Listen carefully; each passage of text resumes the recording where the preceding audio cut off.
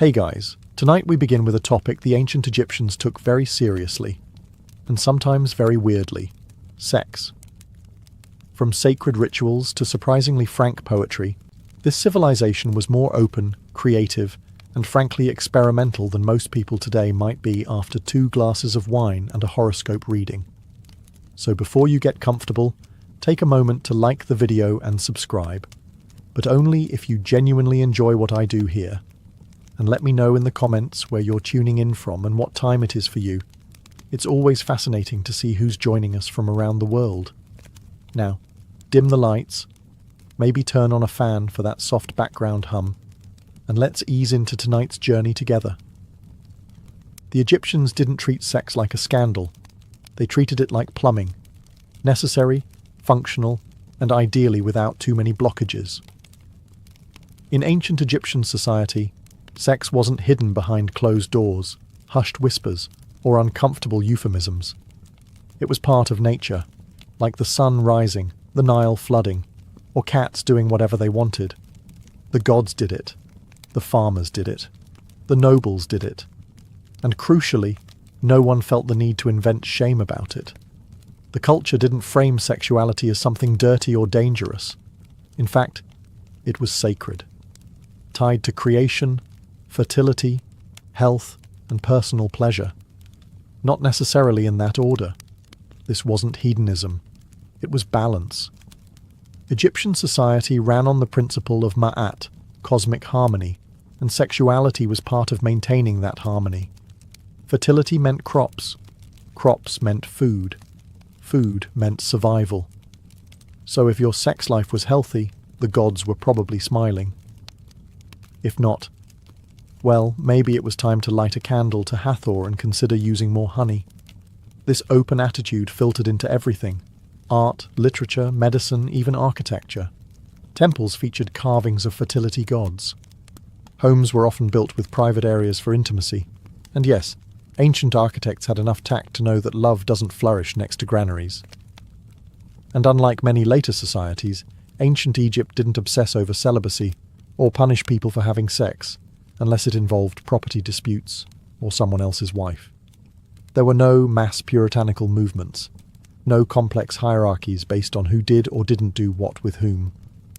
Your social value wasn't chained to what you did in bed. It was tied more to how much land you had, how good your grain harvest was, and whether you kept your linen white in the sun. If you're wondering why sex was treated with such casual sacredness in ancient Egypt, you can thank the gods, who, frankly, set the tone by making it part of their divine job descriptions.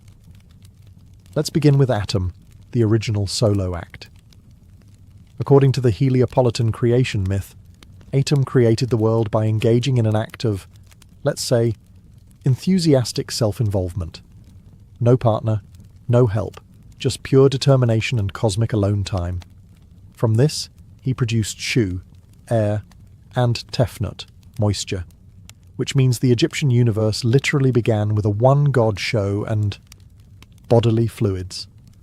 This wasn't scandalous. It was revered. Atum's generative act was seen as power, a divine assertion that life starts with desire. No need for fig leaves or awkward silence. The gods didn't blush. Why should anyone else? Next up, Osiris and Isis, ancient Egypt's royal couple. When Osiris was murdered and dismembered by his jealous brother Set, Isis, determined and very committed, reassembled his body. All of it. Well, almost all. One crucial part was missing. So what did she do? She crafted a substitute phallus, yes, with magic, revived him long enough to conceive Horus, and voila, the divine bloodline continued. That's love. And excellent time management. Then there's Min, the god of fertility and male potency. He was often depicted standing tall, in every sense, crowned with lettuce, holding his most recognizable feature proudly in hand. Ancient statues didn't leave much to the imagination. Shrines to Min featured ritual lettuce offerings, symbolizing fertility. And, well, lettuce was kind of their Viagra. Hathor, goddess of love, music, and drunken joy, was another sensual figure, Often nude or semi-nude in depictions, she represented everything pleasurable about human connection: dancing, desire, laughter, and seduction.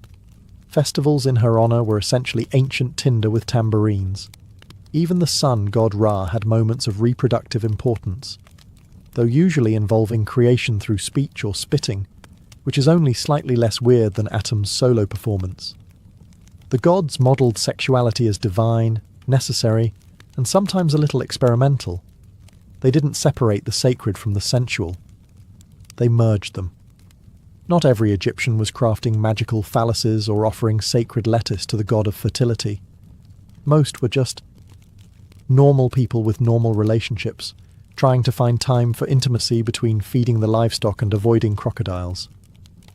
Unlike their more dramatic gods and occasionally incestuous royalty, the average Egyptian's love life was pretty down to earth. If you were a farmer, a potter, or a linen worker, chances are your romantic endeavours revolved around who lived nearby, who made good beer, and who still had all their teeth by age 30. Standards, but reasonable. Relationships were built on shared labour, shared meals, and ideally, shared affection. Couples slept in the same bed, raised children together, and even snuck the occasional love note onto a potsherd. Yes, literal shards of pottery with messages like, "I dream of your beauty by night." That's ancient texting, folks. Sex wasn't regulated by priests or political decrees.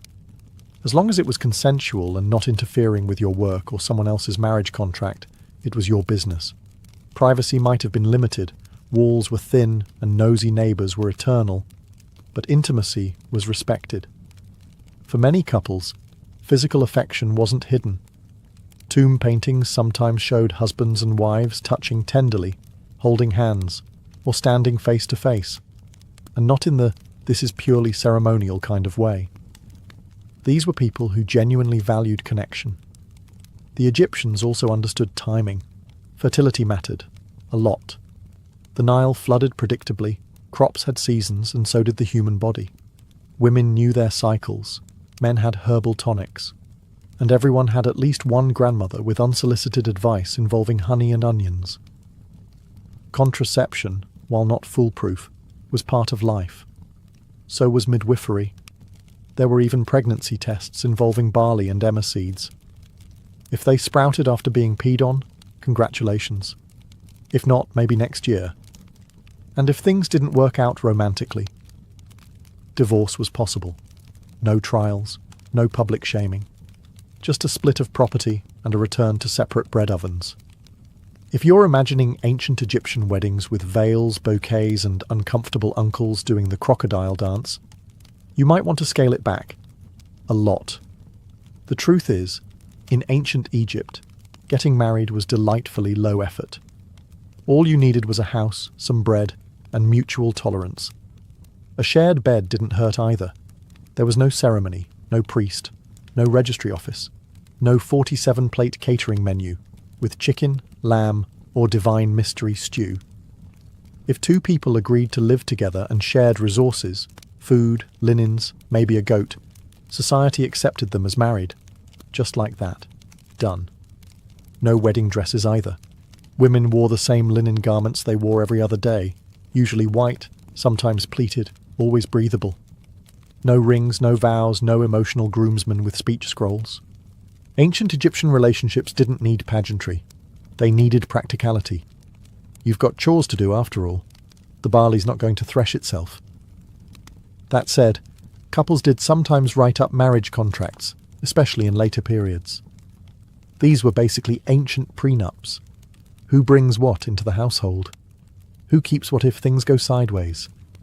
Occasionally, the contracts even spelled out penalties for bad behaviour. If you hit me, you owe me silver. Not quite romantic, but very efficient. The marriage contracts also reinforced women's rights, something ancient Egypt was surprisingly advanced about. Women could own property, initiate divorce, and take ex-husbands to court if they tried anything funny. If love was blind, Egyptian law most definitely wasn't.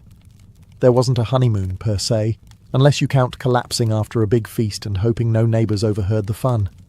But intimacy, affection, and companionship were clearly valued. Marriage wasn't just a transaction, it was a partnership. Ideally. Let's get this out of the way.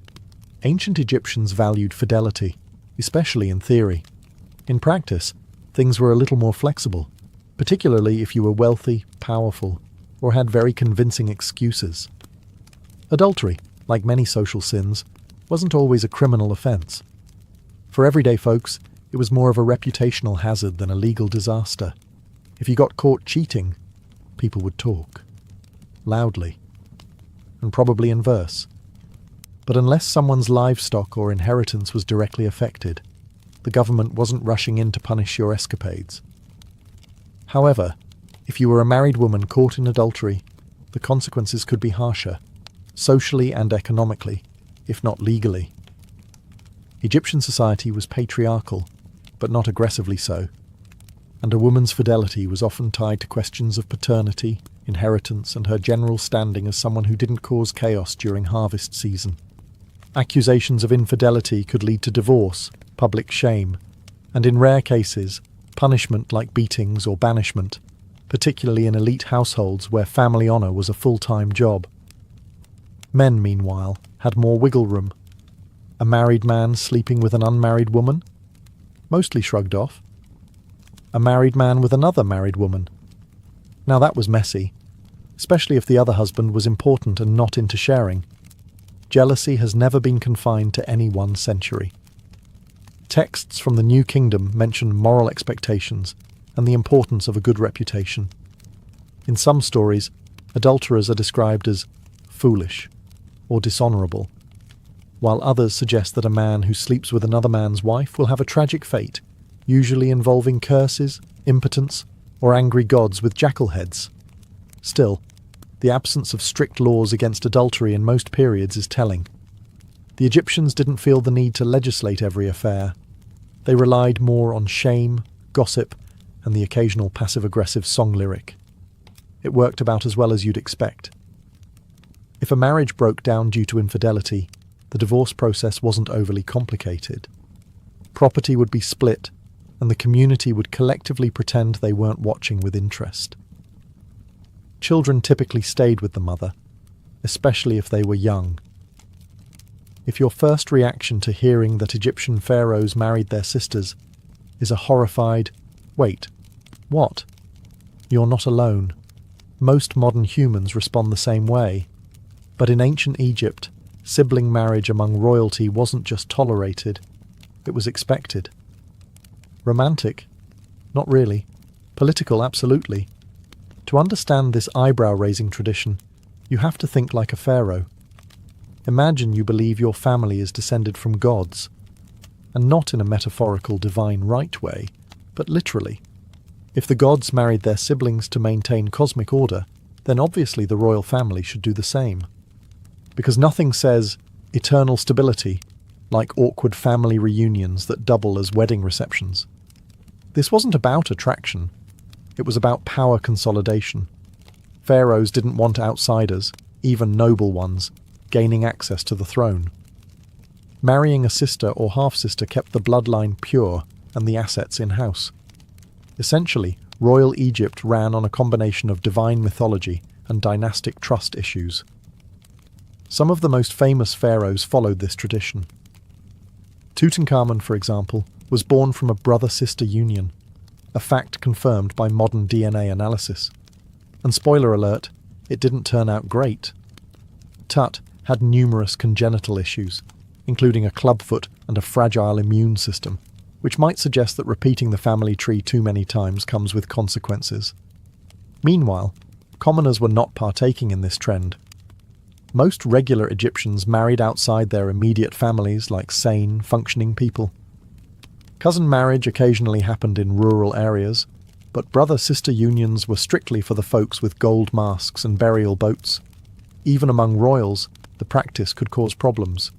When Cleopatra, yes, that Cleopatra, took the throne, she technically married her brothers, plural, as per custom, but she ruled largely alone and later aligned herself with men like Julius Caesar and Mark Antony, who were not, thankfully, related to her. To us, the whole concept seems bizarre, and yes, medically unwise. But to the ancient Egyptian elite, it was simply tradition wrapped in God-complex logic. Divine bloodlines had to stay divine, even if it meant sacrificing variety in the royal gene pool. If you assume all ancient Egyptian art was solemn statues, stiff postures, and endless profile views, you're technically right, unless you've seen the Turin erotic papyrus. Then you realize, oh, they had jokes and very detailed anatomy. While Egyptian art is mostly known for its restraint, stoic pharaohs, serene gods, perfectly symmetrical profile faces, the culture wasn't immune to cheekiness. Sex, after all, wasn't taboo. So occasionally, the artist stopped carving falcons and started sketching something a bit more animated. The most infamous example is that Turin papyrus, now tucked away in an Italian museum like a naughty secret. It's believed to date to around 1150 BCE, and it contains explicit scenes, not vague mythological winks. We're talking graphic illustrations of men and women, including one gentleman balancing acrobatically on amphorae, which is either symbolic or just showing off. Scholars debate whether it was satire, erotica, or a combination of both. Some think it was made to entertain, possibly even a bachelor's gift for someone with questionable taste. Others suggest it was a parody, an artistic prank poking fun at how obsessed people were with fertility, virility, and large wigs. Aside from this outlier, most Egyptian erotic art was symbolic, not explicit. Temples didn't have Kama Sutra frescoes.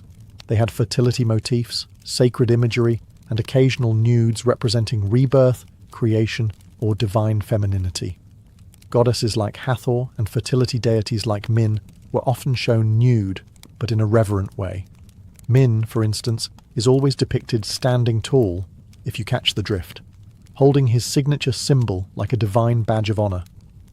Then there's the use of humor and sexuality in marginal drawings, animals behaving like people, exaggerated gestures, and flirty little side sketches on workers' ostraca, limestone flakes used like sticky notes. The ancient equivalent of doodling in your notebook when the foreman wasn't looking. Eroticism in Egyptian art wasn't meant to scandalize.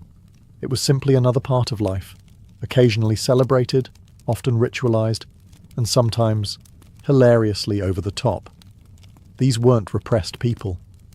They just had an excellent sense of boundaries, and occasionally a day where they decided the scroll needed spice.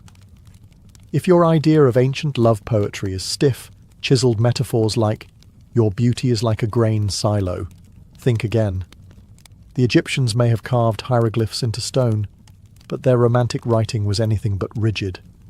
These people knew how to flirt, with ink, with style, and occasionally with absolutely no chill. Preserved on papyri and broken pottery shards, because nothing says eternal love like a reused cereal bowl, Egyptian love poems date mostly to the New Kingdom period, around 1300 BCE. And they are refreshingly honest, surprisingly passionate, and occasionally so steamy you'd think they were written during a Nile flood with nothing better to do. Here's a genuine line from one. "I shall lie down at home and pretend to be sick. Then you will come and see me, and if you come near me, I will get better." This isn't vague romanticism. This is flirtation with a plan. Both men and women composed these poems, often from a first-person perspective. That's rare for the ancient world. In Egypt, a young woman could describe the thrill of sneaking glances across the lotus pond. A young man could wax poetic about how her voice was better than beer. That's the kind of devotion that deserves a monument. These weren't private diary entries either. Some of them were performed at banquets, read aloud for entertainment, courtship, or just to fill awkward silences between harp solos. Imagine ancient Tinder dates with live readings of passionate stanzas, followed by wine and maybe a goat roast. And the metaphors. Oh, they went all in. Fruit symbolized sensuality. Hunting meant pursuit and seduction. Gardens and rivers were, well, not always about agriculture. These poems weren't afraid to mix earthy, grounded affection with cosmic-level adoration. Desire wasn't something to be repressed. It was to be sung about, written down, and possibly recited by that one cousin who always read too slowly. When you think of aphrodisiacs, you probably imagine oysters, chocolate, or wine, not salad. But in ancient Egypt, if someone brought you a bouquet of lettuce, they weren't thinking about fiber. They were flirting. Specifically, they were invoking the power of Min, the Egyptian god of fertility, who, for reasons that are equal parts symbolic and suspicious, was closely associated with romaine lettuce. Yes, romaine. Not just your average Caesar garnish. This stuff was sacred. The reason? Well, unlike the floppy-leafed varieties we toss in sad lunch bowls today, Egyptian lettuce stood upright and oozed a milky white sap when cut. And if that didn't trigger some highly suggestive divine symbolism, nothing would. Ancient priests looked at that and thought, now that is clearly the embodiment of male potency. Naturally. Lettuce was regularly offered to Min during fertility rituals. His statues typically featured him in a, let's say, alert state, holding his signature attribute in one hand and a lettuce stalk in the other. Art historians have had a field day with that pairing for centuries. At fertility festivals, worshippers would present bundles of lettuce at his temple, hoping to gain his favour for increased virility, a healthy pregnancy, or just a bit of romantic luck. Min was basically the ancient Egyptian version of a dating app algorithm. Worship him correctly, and your chances might improve. Interestingly, there's evidence that the lettuce was also believed to have medicinal properties, particularly for promoting sexual health. Whether it actually worked or just led to fresher breath before a date is debatable, but the symbolism stuck. And this wasn't just a passing trend. Lettuce appears in art, hieroglyphics, and even offerings in tombs, as if to say, please ensure I continue enjoying pleasure in the afterlife, and maybe pack a salad. It's worth noting that the ancient Egyptians were big fans of natural symbolism. From the Nile's life-giving floods to the lotus flower's daily blooming cycle, the physical world mirrored their spiritual beliefs. So when a vegetable starts acting a little extra, you best believe it got promoted to mystical status. When it came to preventing pregnancy, the ancient Egyptians employed methods that were imaginative, herbal, and occasionally alarming. Without access to modern science, they relied on natural substances, accumulated wisdom, and texts like the Ebers papyrus, one of the earliest surviving medical documents, dating to around 1550 BCE. One of the more infamous prescriptions involved crocodile dung. Mixed with honey and sourdough, this concoction was inserted vaginally as a form of barrier contraceptive. While modern readers may recoil, the idea was not entirely without logic. The mixture likely created an acidic or obstructive environment. Whether it was effective is unclear. Whether it was unpleasant is easier to guess. More promising was the use of acacia gum, a plant extract that, as later science confirmed, ferments into lactic acid, a compound that does in fact have spermicidal qualities. Combined with other ingredients like honey and dates, it formed a kind of early pessary. It's one of the few ancient remedies that could arguably pass a very lenient clinical trial. These methods suggest that Egyptian women, who had notable legal and medical agency for the time, took active roles in managing reproduction. The use of these materials would have been common knowledge among midwives, healers, and women within the household. There were also ritual and spiritual approaches. Women might appeal to fertility deities like Isis, Hathor, or Bez, seeking either conception or its delay. Magical amulets and incantations were used alongside practical remedies, blurring the line between medicine and religion, as was typical in most aspects of Egyptian life. In addition to preventing pregnancy, Egyptian medical texts contain instructions for inducing menstruation, treating infertility, and even early pregnancy detection using barley and emmer grains exposed to urine, a method surprisingly accurate in some cases. In the absence of modern tools, these practices reveal a culture deeply invested in understanding and influencing the human body. They lacked microscopes, but not intention. Fertility was a matter of life, death, economics, and divine favour. And while some of their methods may now seem outlandish, the impulse behind them, to plan, to protect, to prepare, is strikingly familiar. In ancient Egypt, virginity wasn't a badge of honor, a social currency, or a fragile family heirloom to be guarded at all costs. In fact, it wasn't really a big deal at all, more like a passing footnote in the grander narrative of life, which mostly revolved around crops, inheritance, and not angering the gods before breakfast. There's no known Egyptian word for virgin in the moralistic, ceremonial sense. The closest you'll find are terms that mean young woman, or uninitiated, which is less purity culture, and more hasn't had the time yet. No torches were lit, no ceremonies performed, and no mothers-in-law inspecting linens like they were looking for counterfeit currency. This wasn't because the Egyptians were scandalous libertines. It's just that they had a far more functional approach to sex. It was seen as part of life, like eating bread or avoiding hippos. Important, yes. Sacred, sometimes. But nothing that required a purity certificate stamped by a temple priest. For women, value came from things like fertility, loyalty, and whether she could run a household without the roof catching fire. Her sexual history? Mostly her business. Marriage wasn't about sealing a chaste deal. It was about forming a reliable alliance that could ideally survive tax season and plagues. Of course, modesty existed. People didn't walk around advertising their conquests on papyrus scrolls, but the kind of ritual obsession with virginity found in later societies just didn't materialize here.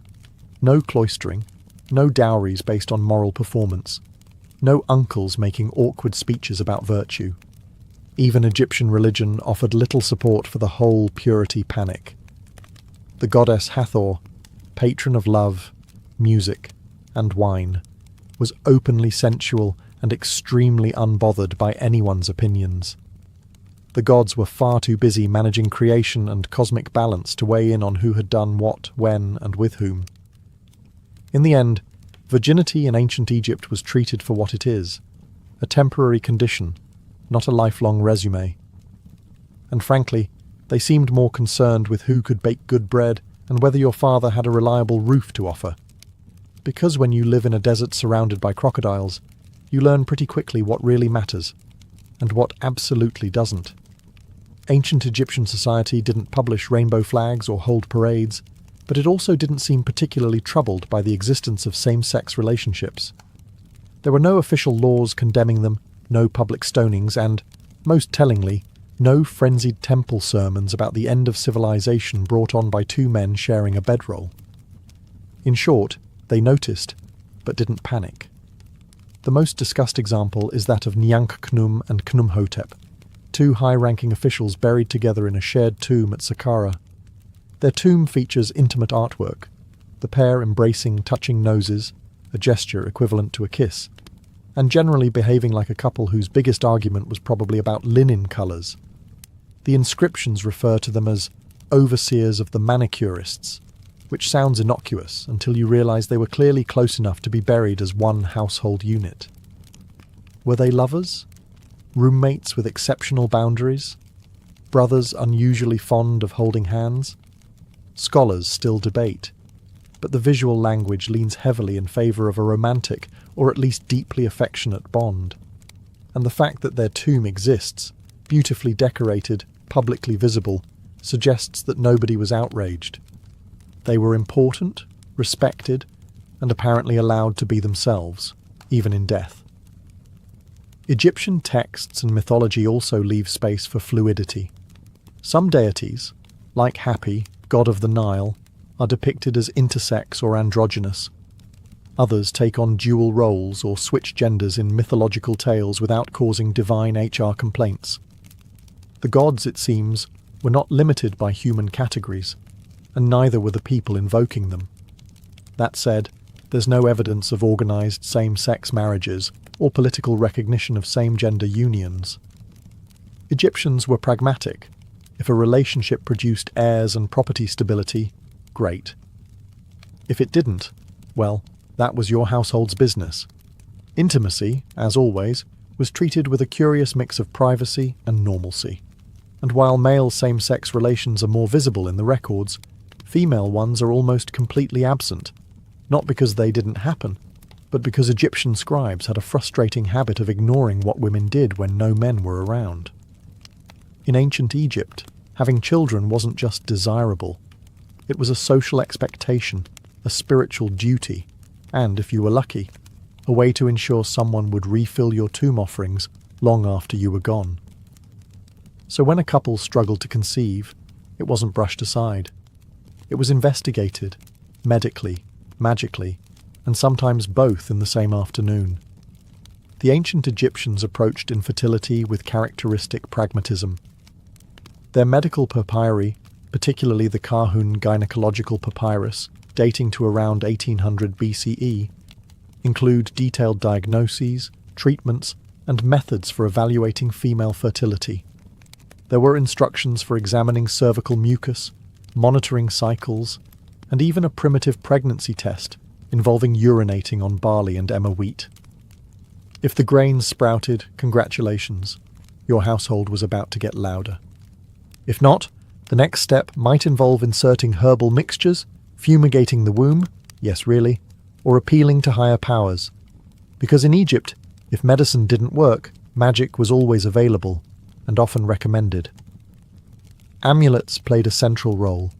Symbols of Hathor, Isis, Bez, or Taweret, the hippo-shaped protector of childbirth, were worn, carried, or placed under pillows. Spells were recited. Figurines were buried or cradled. One text suggests that to conceive, a woman should drink a concoction of ground dates, honey, and carob while reciting a protective charm. Not FDA approved, but deeply heartfelt.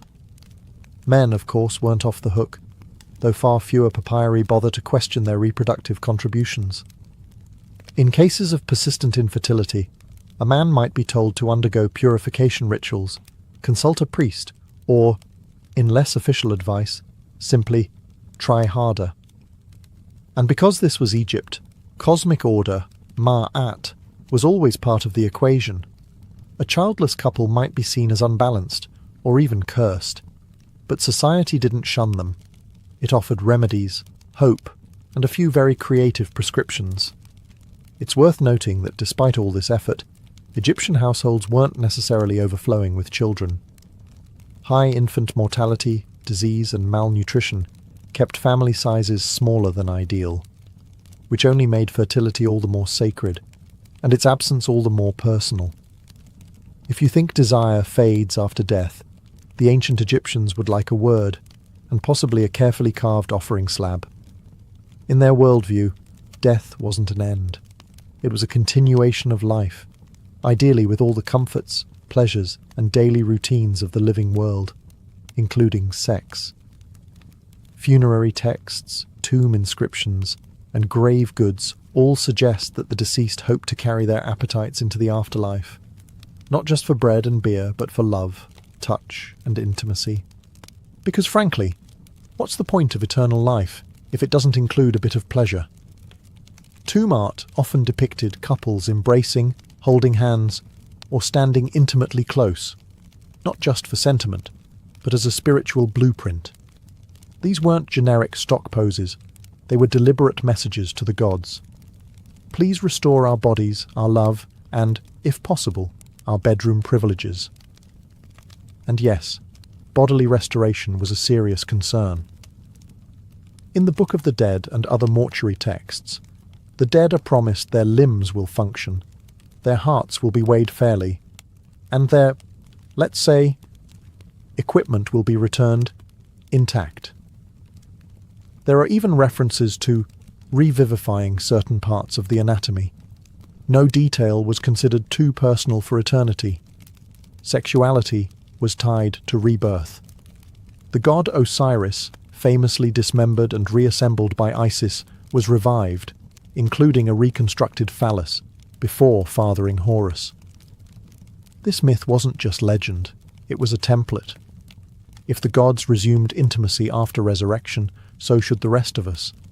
Some tomb inscriptions even included requests to the gods for continued love between husband and wife.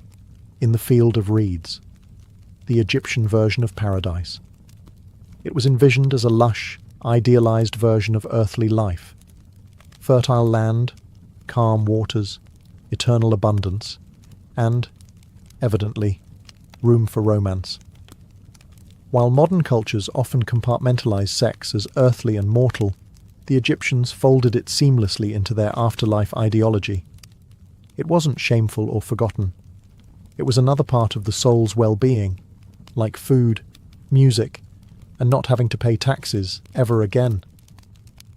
In the end, they hoped for what most people still do: comfort, companionship, and a little joy, even if it took mummification and a few magical scrolls to get there. When we peel back the linen wrappings of ancient Egypt, metaphorically of course, what we find is a civilization that didn't treat the human body as something shameful, sinful, or suspicious. It was seen as natural, powerful, and capable of both divine creation and very human desire. Sex, for the Egyptians, was not a secret to be hidden. It was a fact of life, discussed in poems, depicted in art, sometimes vividly, and written into the very myths that shaped their worldview. Gods themselves fell in love, flirted, seduced, and occasionally caused fertility-related chaos across the Nile. In a culture where existence flowed from cycles, the flooding of the river, the return of the sun, the rebirth of the soul, sexuality was part of that rhythm, not an interruption of it. They also took a practical approach. From contraception and fertility treatments to love songs and afterlife desires, the Egyptians faced physicality head-on, often with more clarity than many societies that came centuries later. There was no hysterical legislation, no moral panic, no need for uncomfortable censorship scribbled in the margins of sacred texts. Just a clear understanding. Bodies do things, people feel things, and the world keeps turning. Importantly, they didn't overthink it. Sex wasn't put on a pedestal, nor was it dragged through the mud. It was part of health, love, family, and sometimes religion, worthy of respect, but not surrounded by neurosis. Even their gods, powerful and eternal, didn't shy away from physical form or intimacy. In fact, they embodied it. And while not every practice holds up today, we're looking at you, crocodile dung, the attitude remains refreshingly modern. Or perhaps modernity has just taken 3,000 years to catch up. And maybe that's the legacy worth remembering. A culture that didn't fear the body, didn't vilify desire, and somehow still managed to build pyramids on top of it all. It was August 24th, 1814, and Washington, D.C. was burning. Columns of smoke choked the night sky as British soldiers torched the most symbolic buildings in the young republic: the Capitol, the Treasury, the War Office, and the President's Mansion, later to be called the White House. Flames licked the rooftops as the redcoats walked through the city almost casually, facing no organized resistance. The Capitol, barely a teenager in political years, was defenseless. The humiliation was complete. The world watched in disbelief, and America blushed with shame. But to understand how things got this bad, you have to rewind a bit. 2 years earlier, the United States had declared war on Great Britain, filled with confidence and grand delusions. The Americans thought the war would be swift and glorious, that they'd invade Canada, defeat the British, and finally earn global respect. After all, Britain was already exhausted fighting Napoleon in Europe. Surely they wouldn't have the energy to bother with a scrappy ex-colony acting tough. They were wrong. Not only did the invasion of Canada fail miserably, but the US Navy's few successes couldn't make up for repeated land defeats. Political divisions inside America made matters worse. Some states didn't want the war at all.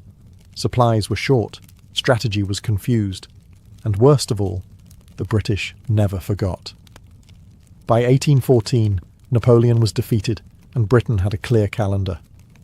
With veteran troops now available, they turned their full attention across the Atlantic.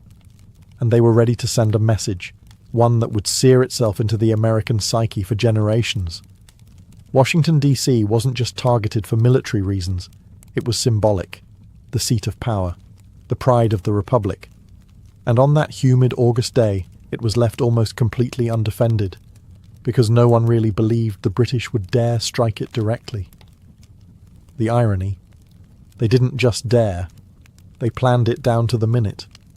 What unfolded wasn't a battle, it was a torchlit parade of revenge, a reminder that the British Empire, despite the revolution, still had the power to humiliate its former colonies. And as the flames engulfed the House of Representatives and smoke blackened the dome of the Capitol, America had to ask itself a painful question. Had they underestimated the empire they once defied? The British didn't just appear in Washington by magic. Their road to the Capitol was shockingly easy, because the Americans practically opened the door for them. Their landing point was Benedict, Maryland, a sleepy town on the Patuxent River. From there, seasoned British Major General Robert Ross led roughly 4,500 troops, many of them veterans fresh from the Napoleonic Wars, on a march toward Washington. And it wasn't a desperate push through enemy territory. No, it was more like a Sunday hike. Why? Because the Americans barely tried to stop them. President James Madison and his government knew the British were coming. They had time. Warnings had come from scouts and even civilians.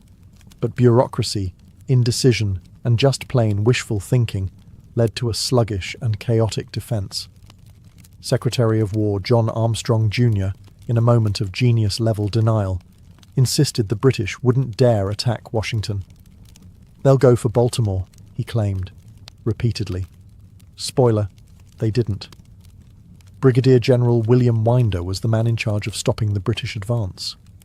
Unfortunately, Winder was better at writing reports than leading troops.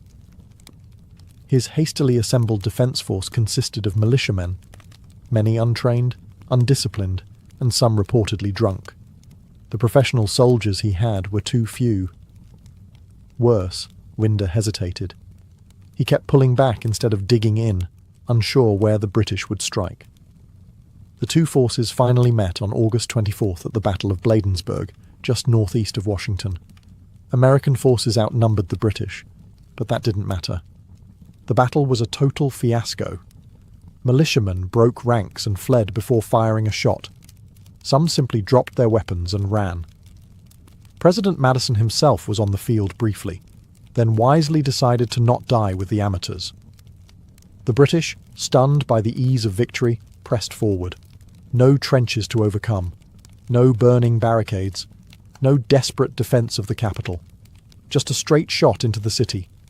It was a comedy of errors, but no one was laughing. By the time the British reached Washington, American leadership had dissolved into chaos. Madison fled. Government documents were being stuffed into carts. First Lady Dolly Madison, refusing to abandon the White House without dignity, packed up valuables, including Gilbert Stuart's now famous portrait of George Washington. As night fell, the Redcoats marched in, and the match was almost ready to be lit. By the time the British entered Washington, the city was nearly deserted. Politicians had fled. The streets were quiet, eerily so. The only sounds were the boots of British soldiers and the soft crackle of fires already smouldering from earlier skirmishes. Major General Robert Ross and Admiral George Cockburn led their men with clinical precision. No looting, no chaos, just a disciplined mission to make a statement. And what a statement it was. The British troops began with the Capitol building. It was still under construction, but the north and south wings, the chambers of Congress, were complete enough to symbolize the pride and function of the American government. The British set fire to both wings. Flames engulfed the Library of Congress. The books and manuscripts, some irreplaceable, went up in smoke. It wasn't just a military blow. It was a cultural one. Next, they moved to the White House, then known as the President's Mansion. Dolly Madison had already fled, but not before rescuing that now iconic portrait of George Washington. British troops found the building empty, but dinner was laid out on the table, untouched. In what might be history's most awkward meal, British officers sat down and enjoyed the President's dinner before torching the place. They were deliberate, almost ceremonial, in the destruction. Cockburn, who had a personal score to settle with the Americans for mocking him in political cartoons, reportedly made a point of burning the offices of anti-British newspapers, and even stood atop the Speaker's chair in the House of Representatives, declaring mockingly, "Shall this harbour of Yankee democracy be burned? Oh yes, it shall." Over the course of 2 days, building after building was put to the torch. The Treasury, the War Department, the Navy Yard, the Arsenal. Even the bridge across the Potomac was burned to prevent counterattacks. Yet despite the thoroughness, some sites were spared. The Patent Office, for instance, was saved because one brave American, William Thornton, convinced the British that it served all mankind, not just the US government. The destruction wasn't random. It was surgical, and it was meant to humiliate. The British weren't trying to conquer Washington. They were trying to shame it. And with each building that collapsed in flames, their message grew louder. This wasn't just a raid. It was a punishment, and the smoke would linger far beyond the ashes. Just as the British settled into their fiery conquest of Washington, something strange happened. The sky darkened. Winds picked up. Then came the thunder. A violent, freakish storm, what some later called a hurricane, slammed into the capital. It was as if nature herself had decided the city had suffered enough. Torrential rain poured down, extinguishing many of the fires the British had set. High winds tore roofs off buildings and even lifted cannons off the ground. A British soldier was reportedly crushed by flying debris. The storm grew so intense that British officers began to fear it was a divine judgment, a punishment for burning a defenceless city. And then, almost prophetically, a tornado ripped through the heart of DC. Yes, a literal tornado. It tore through the centre of town, flinging carts and debris like matchsticks. Buildings collapsed, trees snapped in half, and British soldiers were thrown to the ground, confused and shaken. The British command, already preparing to leave, took this as a clear sign. Their message had been delivered. To stay longer might be tempting fate. They pulled out of the city the next day, their mission complete and their boots barely dry. For Washington, the storm was both a curse and a blessing. On one hand, it caused even more destruction, ripping apart already damaged structures and flooding the streets. On the other hand, it helped extinguish the flames and may have prevented the complete destruction of the city. It quite literally washed away the British presence. In the minds of many Americans, this storm took on near mythical status. Clergy declared it an act of divine intervention. Editorials praised the hand of providence. Even hardened soldiers whispered that God had stepped in to protect the capital when man had failed to do so. Of course, nature doesn't take sides. The storm didn't rebuild the city or restore lost lives, but symbolically, it marked a turning point.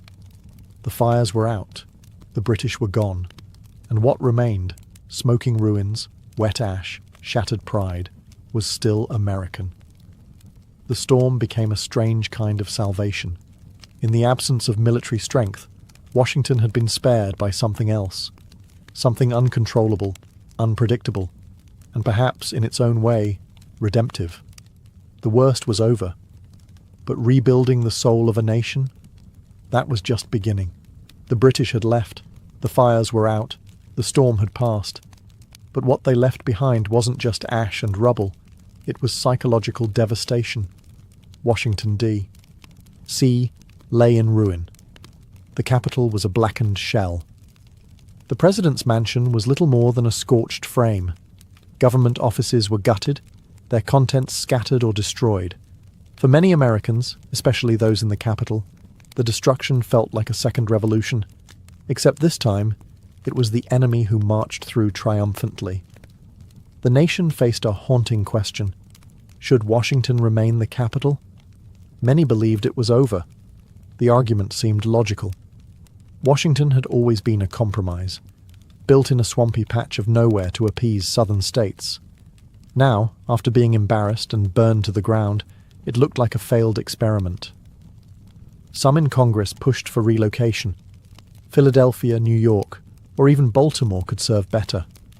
Cities with actual defences, cities with dignity intact. but others pushed back. Among them was a determined President James Madison. Despite fleeing the city during the attack, he returned quickly, vowing not to let the humiliation stand. He was joined by his wife, Dolly, who had become a symbol of grace under fire for her rescue of national treasures. Together, they insisted that the city would rise again. Rebuilding was slow, funds were tight, morale was worse. Congress convened in temporary quarters, first at the Patent Office, then later in a makeshift brick building known as the Old Brick Capitol. Every session reminded lawmakers of what had been lost, but the burning of Washington had sparked something unexpected. Resolve. Ordinary citizens, craftsmen and labourers joined in efforts to restore the city. Brick by brick, the Capitol rose again. Architect Benjamin Henry Latrobe returned to oversee the restoration. His designs included improvements, stronger materials, grander visions. The president's mansion too was rebuilt, eventually being whitewashed to hide the burn marks. That's how it earned its now famous nickname, the White House. Rather than being abandoned, Washington became a symbol of American tenacity, a reminder that even in the face of utter humiliation, a republic could endure and rebuild.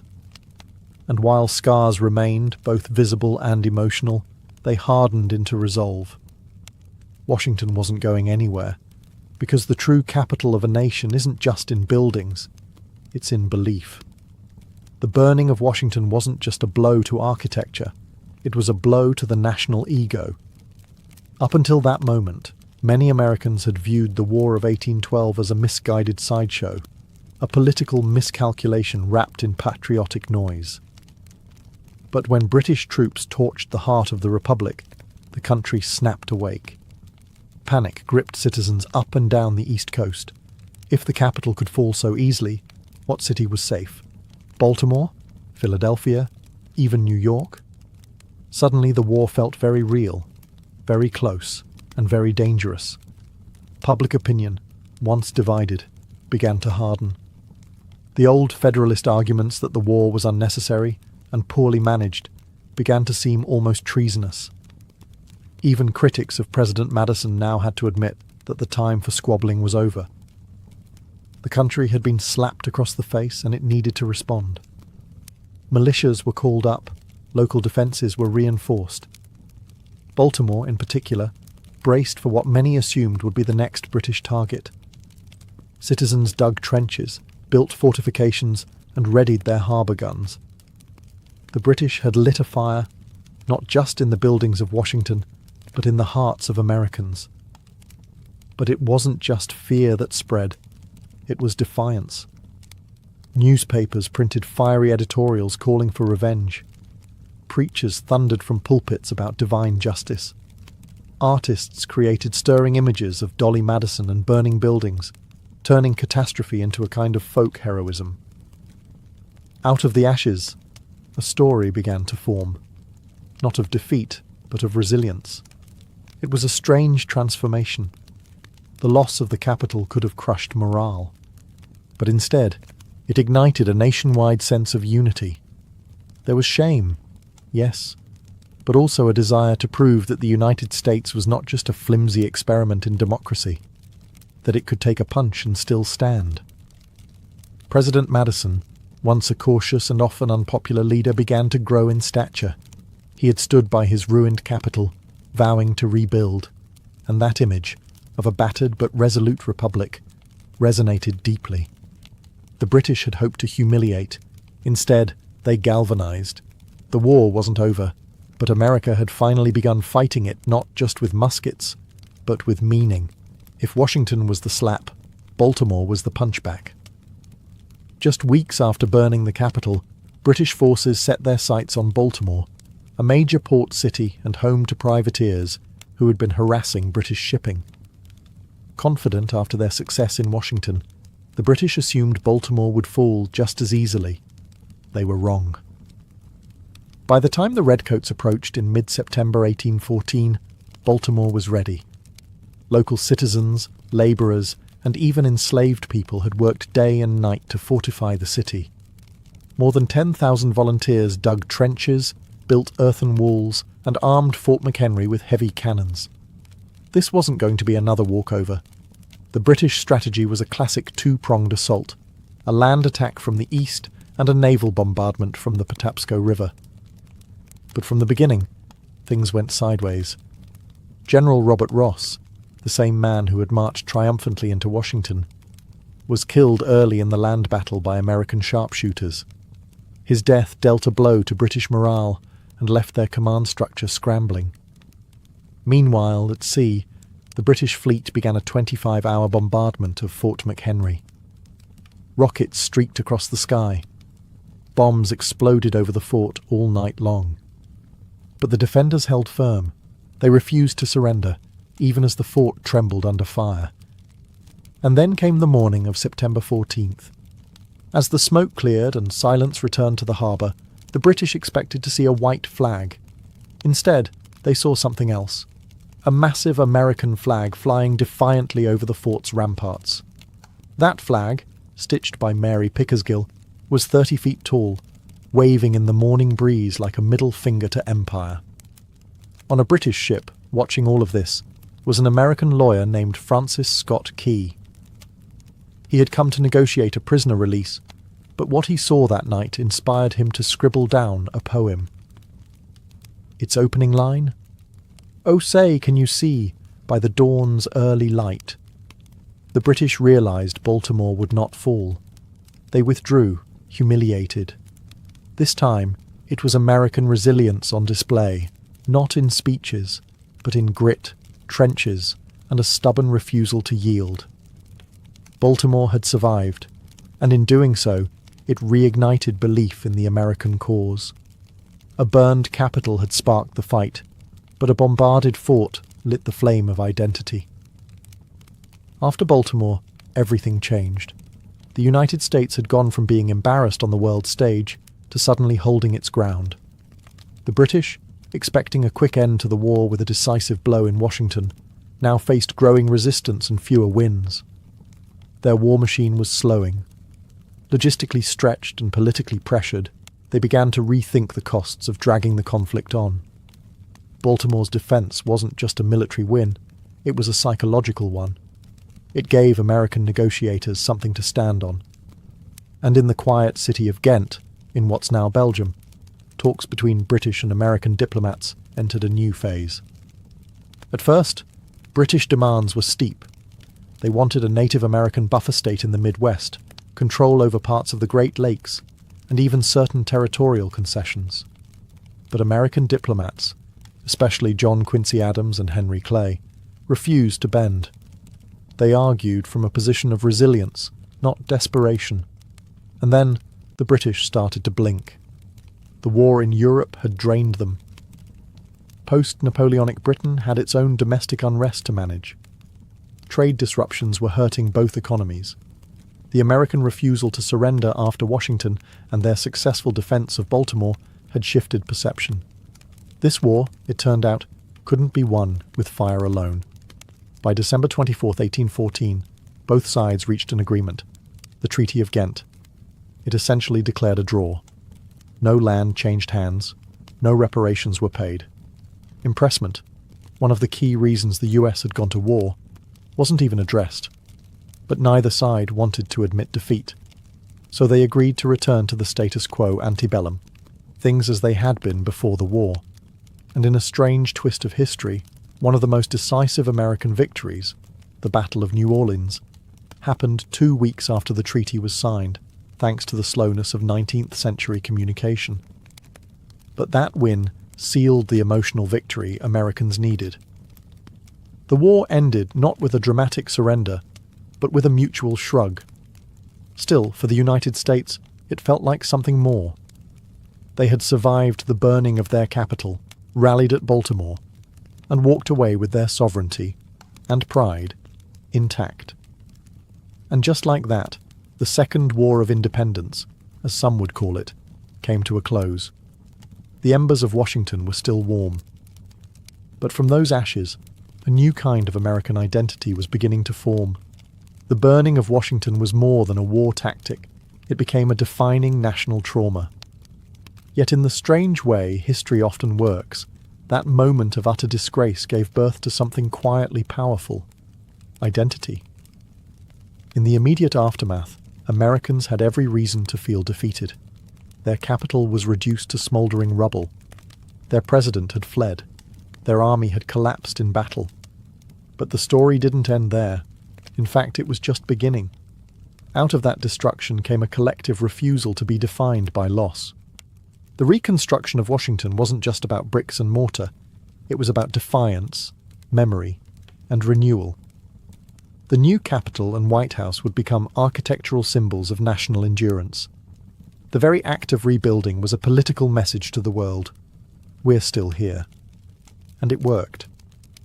The war may have ended in a stalemate on paper, but in the American imagination, it became something else entirely. The idea that a young, disorganized republic could take on the world's greatest empire, get burned, battered, but never broken, began to solidify a sense of exceptionalism. The War of 1812, and particularly the burning of its capital, marked a kind of coming-of-age moment for the United States. It also forced change. The government took defence more seriously. Fortifications were improved along the coasts. The military, long neglected since the Revolution, began receiving better funding and more strategic organisation. Civilians too saw themselves differently, not as scattered citizens of states, but as participants in a shared national experiment. Culturally, the flames left a mark. Francis Scott Key's poem, inspired by the defence of Baltimore, would become the national anthem more than a century later. The term White House, born from the post-fire renovation, became permanent. Dolly Madison's bravery became a legend, and the city that once seemed like a failed compromise became the unquestioned heart of the nation. Even the British, in time, came to treat the event with a sort of embarrassed quiet. They had succeeded militarily, but arguably failed diplomatically. Their fire may have burned the walls, but not the will. In the end, the burning of Washington wasn't just a low point. It was the spark that tested and proved the durability of a republic still learning how to stand. And that fire, once meant to humiliate, helped forge the American spirit in flame. In medieval Europe, the journey into motherhood often began before a girl had fully left childhood. A girl's value, status, and even salvation were often wrapped up in her ability to bear children, especially sons. While today we might think of motherhood as a personal choice or biological event, in the Middle Ages it was a societal obligation. Women weren't just expected to become mothers, they were destined for it. Marriage was the first step. Among peasants, it might be arranged by families eager to merge land, labour, or livestock. Among the nobility, marriage was a political chess move. A noble girl might be married off by age 12 or 13, sometimes even younger in betrothal, her body pledged to a future alliance. Fertility wasn't just a blessing. It was a bargaining chip. Once married, the pressure to conceive began immediately. A wife who failed to become pregnant after a year or two was whispered about, suspected, pitied, sometimes even accused of moral or spiritual failing.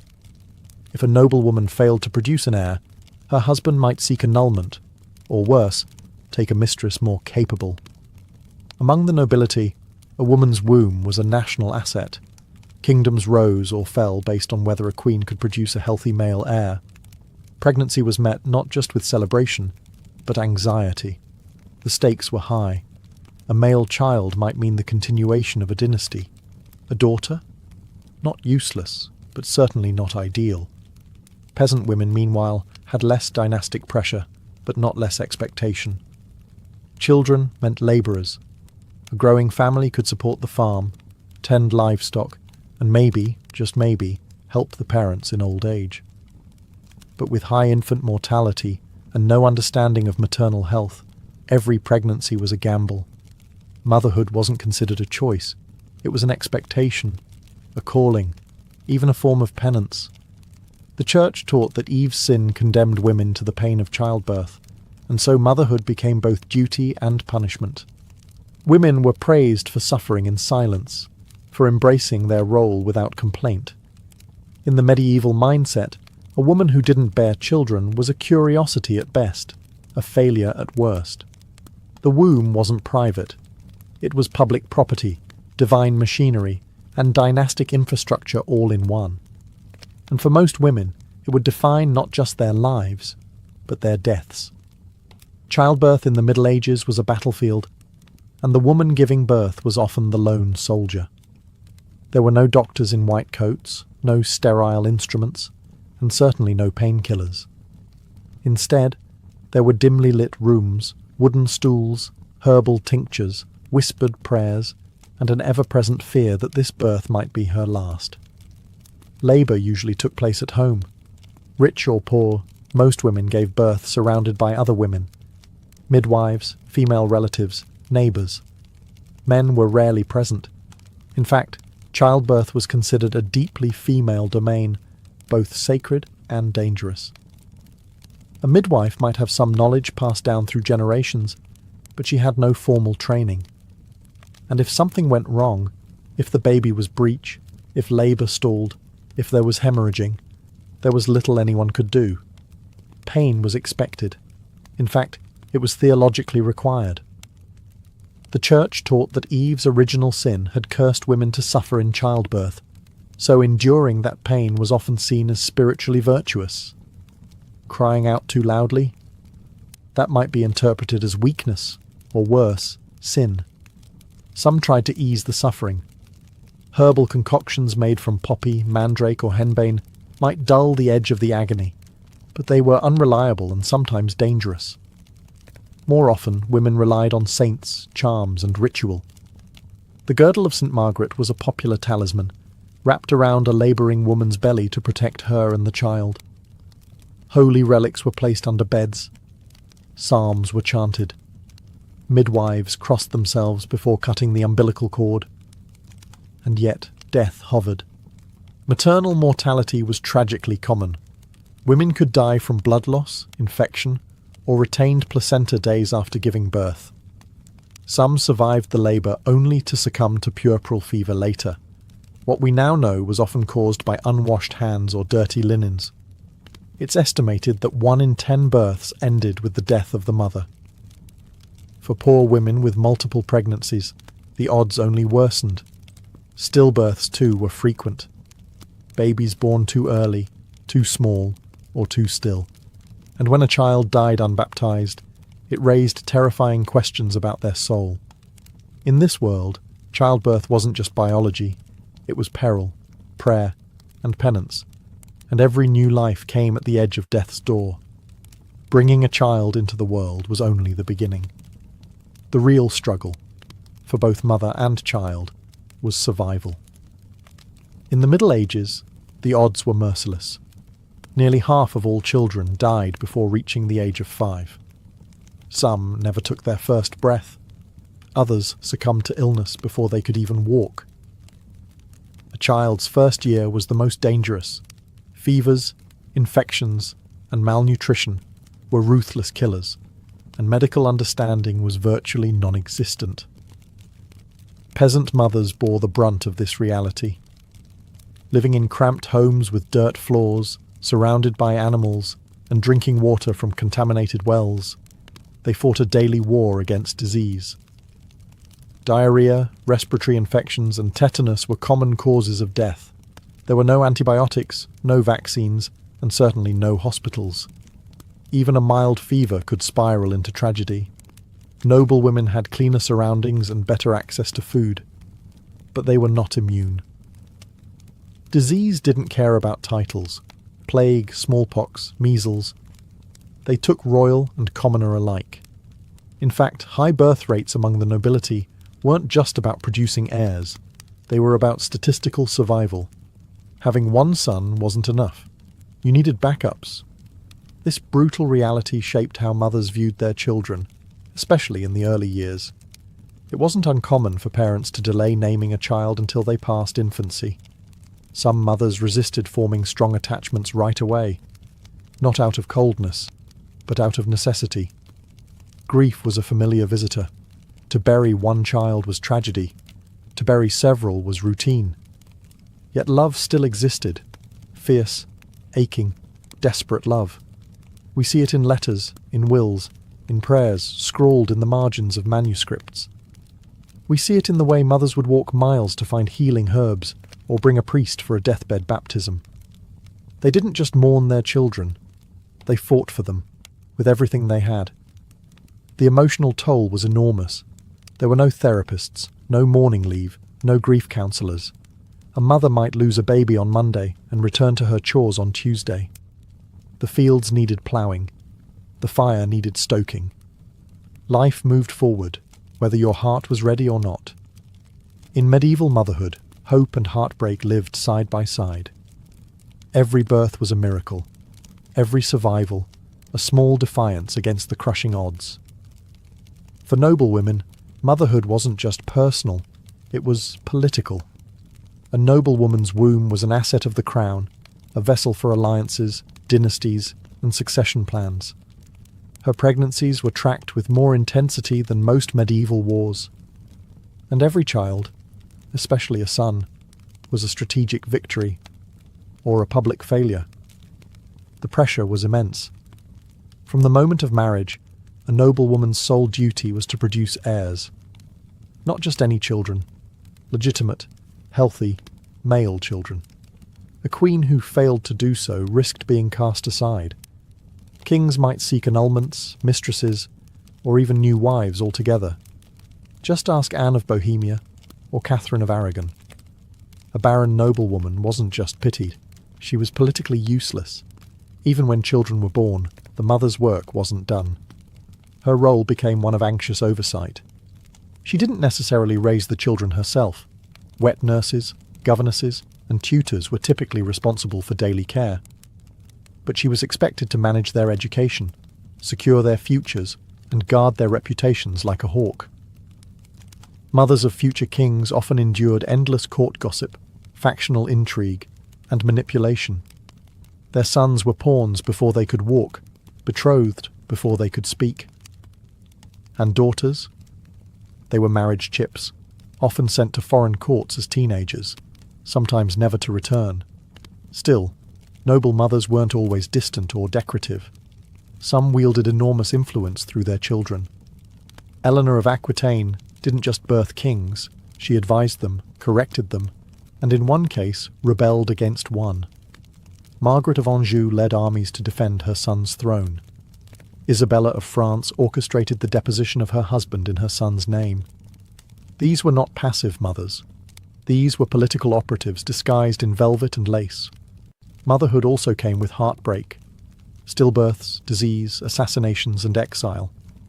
Royal children were far from safe. The higher the rank, the deadlier the game. Emotionally, noble mothers lived in constant tension. They had status, but not always agency. Love for their children was real, but often tangled with duty. They were expected to sacrifice their bodies, their privacy, and even their maternal instincts for the good of their house. If noble women bore the weight of dynasties, peasant mothers carried the full burden of survival, raw, relentless, and unromantic. For the medieval peasant woman, motherhood wasn't a stage of life, it was life itself. It began young, ended late, and rarely offered rest in between. These women typically married in their mid-teens and were pregnant almost constantly through their 20s and 30s. With no access to reliable birth control, and with the church staunchly condemning any form of contraception, pregnancy was a near-constant state. Each child born was another mouth to feed, but also, potentially, another pair of hands to work the land. Peasant women gave birth at home. No doctors, no clean linens, and no privacy. A neighbour midwife might assist, or not. Some women gave birth alone in barns or fields, returned to labouring within hours, and hoped not to bleed out under the sky. Death during or after childbirth wasn't uncommon, and no one issued apologies for it. Life was cruel, fast, and unsentimental. Child-rearing began the moment the umbilical cord was cut. There was no such thing as maternity leave. Infants were swaddled tightly and either carried on the mother's body while she worked, or left in cradles near hearth fires, supervised by older siblings or none at all. Crying wasn't coddled.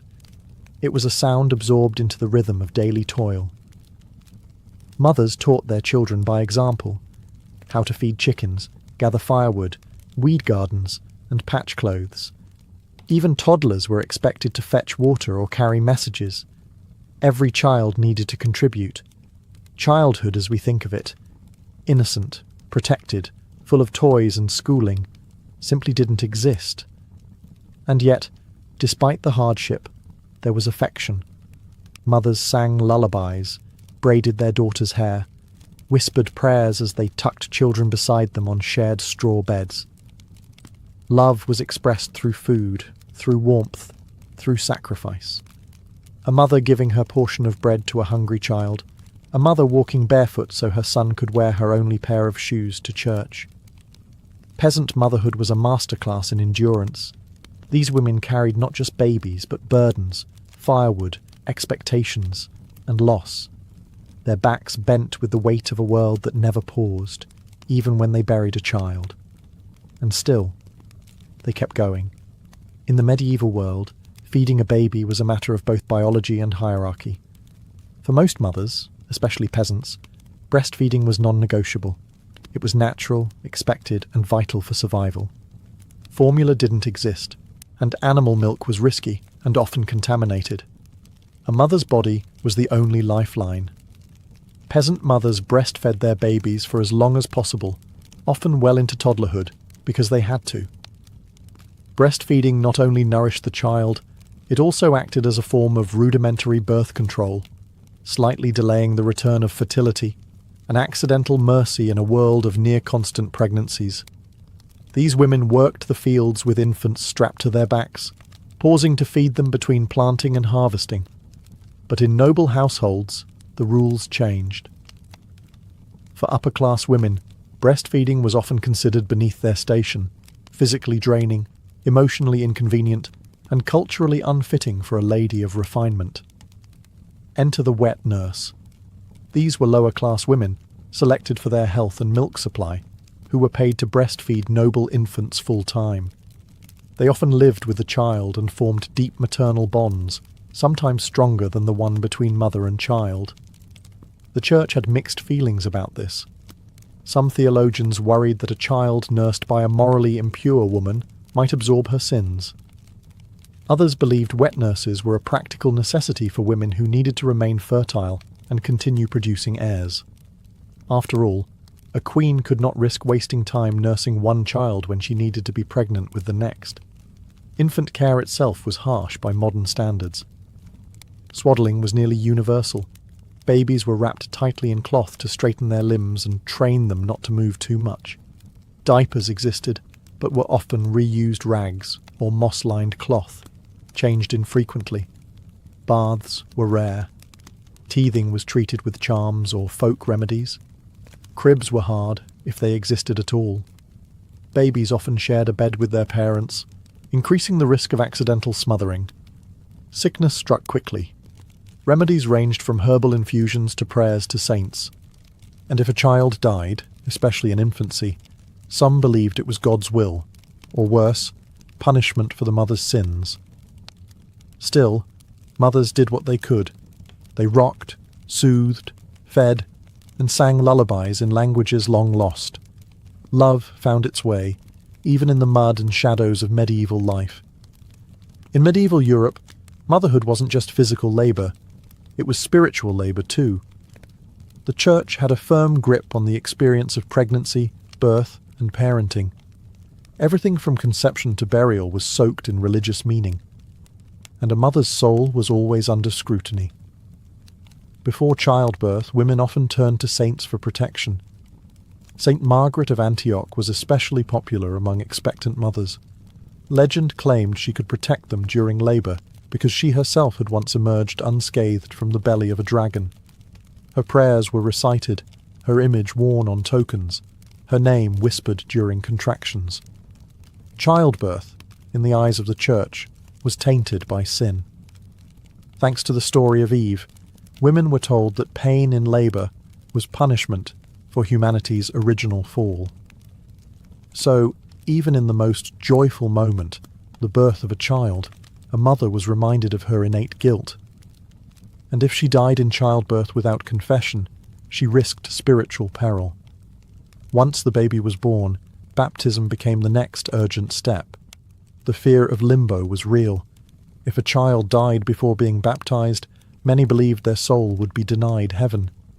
Midwives were sometimes authorized to perform emergency baptisms if a baby was too sick to wait for a priest. The idea of eternal damnation for a newborn was horrifying, but not uncommon in medieval theology. Superstition filled in where doctrine left gaps. Mothers tied charms to cradles, hung herbs above doorways, or drew protective symbols in ashes on the floor.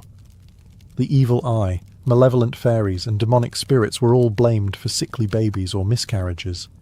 Some mothers whispered secret names for their children to confuse spirits who might come to steal them away. The church also had control over how women were reintegrated into society after birth. The churching ceremony, usually held about 40 days after delivery, was a kind of ritual purification. Until then, a mother was considered spiritually unclean and was expected to stay out of public worship. The ceremony was meant to bless and welcome her back, but it was also a subtle rebuke. Childbirth, though necessary, left a stain. Despite the harsh theology, many mothers found comfort in faith. Prayer was protection, ritual was reassurance, and hope lived somewhere between the Psalms and the pain. Once a child survived infancy, the next phase of medieval motherhood began, shaping a human who could survive in a brutal world. And this meant discipline, hard truths, and often early separation. For peasant mothers, education wasn't about books, it was about survival skills. From the moment a child could walk, they were expected to contribute. Girls helped gather firewood, feed chickens, and carry water. Boys learned to tend animals, swing tools, and follow behind their fathers in the fields. Mothers were the first teachers, showing their children how to knead dough, spin wool, or patch a worn tunic. The lessons were practical, immediate, and passed down like heirlooms. Discipline was stern, but not necessarily cruel. In a world where disobedience could mean death, a wandering child might drown in a well or be kicked by a horse. Strictness was a form of love. Corporal punishment was common, but so were rewards. A warm meal, a kiss on the forehead, a song by the hearth. Affection and correction often went hand in hand. Among the nobility, education took a different shape. Boys were sent off to train as pages or squires, often before they turned 10. Girls were sometimes placed in convents or noble households to learn etiquette, embroidery, and the finer points of courtly behaviour. For noble mothers, this meant letting go of their children early, sometimes never to raise them at all. That didn't mean they didn't care.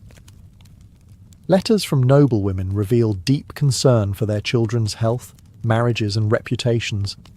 A noble mother might not tuck her child in every night, but she was often behind the scenes, arranging their futures like a chess master. Still, the emotional toll of separation was real. Children might be raised by strangers, nursed by others, and married off by 15. A mother might hear of her child's death via messenger, or not at all. And yet, medieval mothers found ways to stay connected. Through prayers, through keepsakes, through traditions. They passed down songs, names, and customs, embedding themselves in their children's lives, whether near or far. Medieval motherhood wasn't about holding on. It was about preparing to let go, early, often, and without guarantee. Medieval mothers rarely left written records. They didn't pen diaries or publish books, but their fingerprints are everywhere, in the lullabies that survived, the traditions passed down, the prayers carved into chapel walls, and the bones of the children they raised against all odds. Their love didn't look like ours. There were no baby showers, no ultrasound photos on the wall. Affection was quiet, practical, and often masked by the need to stay emotionally guarded. After all, when so many children died young, to love deeply was to risk devastation. And yet, mothers did love, fiercely, patiently, and without pause. We find traces of that love in the margins of medieval texts, where a woman scribbled her lost child's name beside a prayer. In letters from queens begging for news of their children, in the battered shoes left on graves, in folk tales where mothers trade their lives for their children's safety. These weren't symbols of weakness.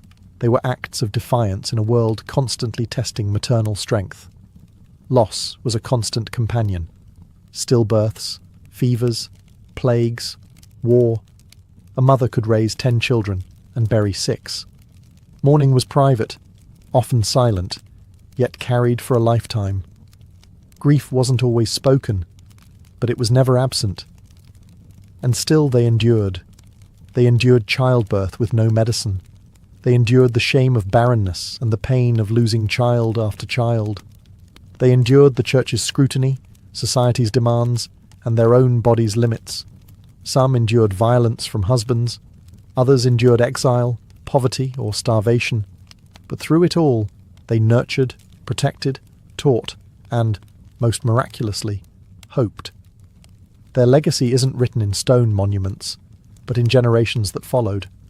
They are the unnamed ancestors who fed us, clothed us, and somehow made it all work. They built the foundations of family and survival, even when the odds said they shouldn't have. Medieval motherhood wasn't saintly, and it wasn't soft. It was tough, complicated, heartbreaking, and brave.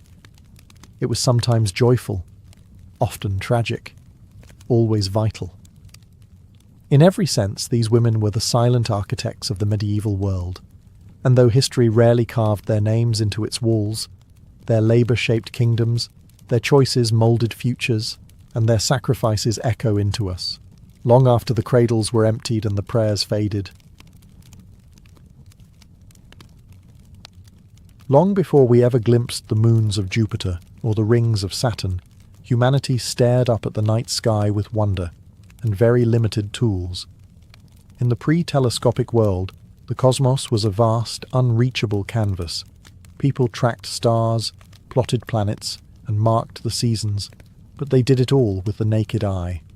And that eye, remarkable as it is, has limits. For most of human history, the sky was interpreted more than it was studied. Ancient cultures turned constellations into stories. Orion was a hunter, Scorpio a scorpion sent by the gods. The Greeks named wandering lights planets, wanderers, because they moved differently than fixed stars. But no one really knew what they were. Were they fiery chariots? Crystal spheres? Divine lanterns? No one had any way to look closer and find out. Observation meant standing under the stars and recording what could be seen. Tools like the astrolabe, developed by Islamic astronomers, helped track celestial motion with surprising precision. The Babylonians and Mayans kept meticulous calendars and predicted eclipses. The Greeks built complex mechanical devices, like the Antikythera mechanism, to calculate planetary positions. But no one could see beyond what the eye allowed, and that meant space remained more mystery than reality.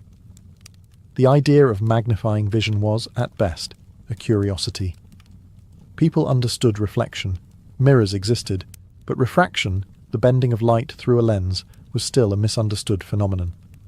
The science of optics was in its infancy, and no one had yet considered applying it to the stars. More importantly, no one imagined that the sky itself could change.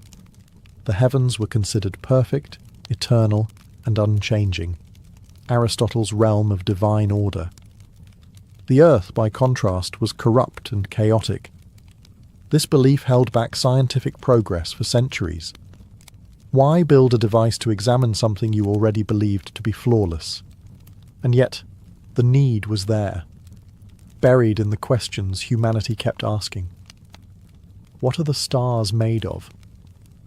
Why do some lights move and others don't? Is Earth truly at the centre of everything? All of those questions floated unanswered above a world that had no way to peer beyond its boundaries. No way, until glassmakers, tinkerers, and one curious Dutchman changed everything. Long before anyone dreamed of peering into the stars, ancient people were already bending light, just not intentionally. In fact, the earliest lenses were likely accidents. Transparent crystals like quartz or beryl could naturally magnify objects when shaped just right. These stones, polished and rounded by hand or nature, would occasionally reveal something curious. Objects looked larger when seen through them. To our ancestors, it must have seemed like magic.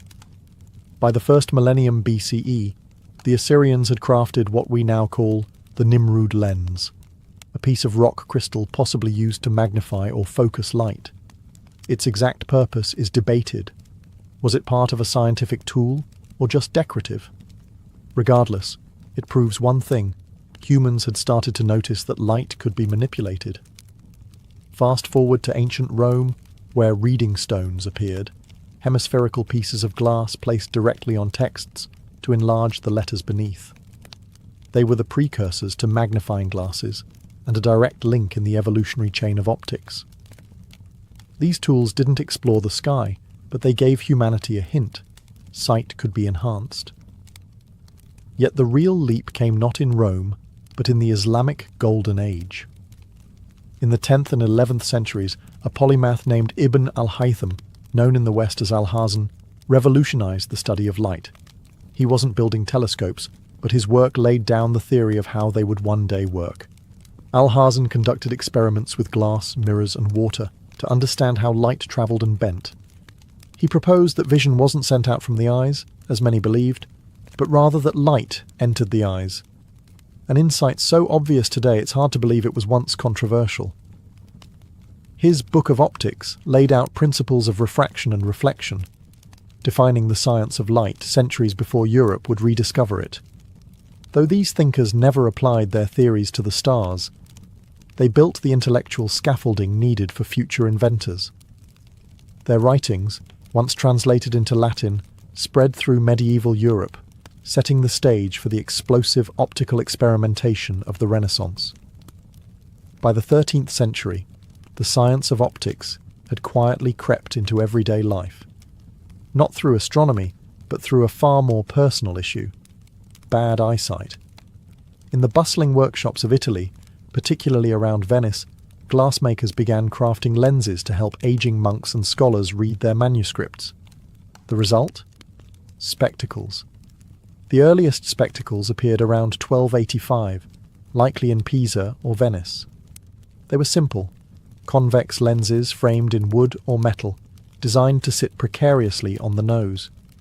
There were no temples, no arms to hook behind the ears. Users simply pinched them into place or held them up by hand. But the effect was revolutionary. For the first time, people could fight back against fading vision. The popularity of reading glasses spread fast, especially among clergy and educated elites. Monks could now read scripture well into their later years. Scholars could pore over texts late into the night. Glassmakers had stumbled upon a booming industry, even though they didn't fully understand the physics behind what they were selling. Still, this new obsession with magnification planted an idea in the collective imagination. If glass could help us see the small, could it also help us see the distant? The leap wasn't immediate. For centuries, spectacle making remained a trade focused on individual needs, helping people see books and thread needles. But in the background, knowledge of convex and concave lenses slowly matured. Artisans began playing with lens shapes. Scholars copied and built upon old Arabic texts about refraction. Tinkering became more ambitious. The Renaissance, with its mania for rediscovery and reinvention, poured fuel on this fire. Experimenters began combining lenses, sometimes in play, sometimes in pursuit of genuine innovation. And eventually, someone stumbled upon a configuration that did something unexpected. It brought distant objects closer. That someone, according to most accounts, was Hans Lippershey, a Dutch spectacle maker who, around 1608, assembled a device that could magnify faraway objects. It wasn't perfect, but it worked. His invention, a simple tube with two lenses, was dubbed the spyglass. It had the power to change warfare, navigation, and soon, the cosmos. But Lippershey wouldn't be the one to turn it to the stars. That would take a different kind of mind, part scientist, part showman, and entirely unafraid to challenge the heavens. When news of Hans Lippershey's spyglass reached Italy, one man saw something others didn't, a way to challenge the very fabric of the cosmos. That man was Galileo Galilei, a mathematics professor from Pisa with a flair for experimentation and a deep skepticism toward accepted truths. Upon hearing of the Dutch device in 1609, he didn't just want to copy it, he wanted to improve it. Within months, he built his own telescope, first a 3x magnification, then an 8x, and soon after a 20x. Compared to Lippershey's clunky tool, Galileo's telescope was sharper, longer, and more refined, and then he pointed it at the sky. The moment was historic.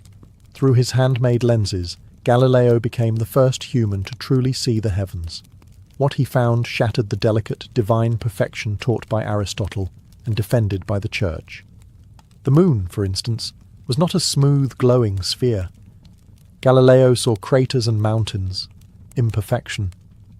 The Milky Way wasn't a milky smear, it was made up of countless stars. Jupiter, thought to be just another wandering light, had moons. 4 of them, orbiting the planet like tiny celestial satellites. He named them the Medicean stars, after his patrons, but we know them today as the Galilean moons: Io, Europa, Ganymede, and Callisto.